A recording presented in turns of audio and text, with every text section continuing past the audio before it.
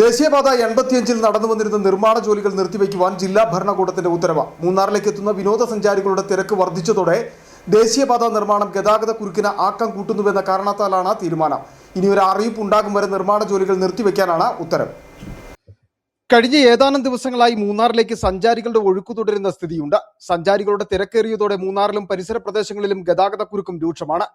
ദേശീയപാത നവീകരണ ജോലികൾ ഗതാഗത കുരുക്കിനുള്ള കാരണങ്ങളിൽ ചൂണ്ടിക്കാണിക്കപ്പെടുന്നു.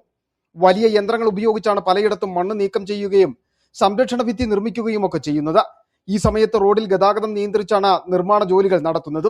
തിരക്കേറുന്നതോടെ ഇത് വലിയ ഗതാഗത കുരുക്കിന് ഇടവരുത്തുന്ന സാഹചര്യത്തിലാണ് ദേശീയപാത നവീകരണം താൽക്കാലികമായി നിർത്തിവെക്കുവാൻ ജില്ലാ ഭരണകൂടം ഉത്തരവിട്ടിട്ടുള്ളത്.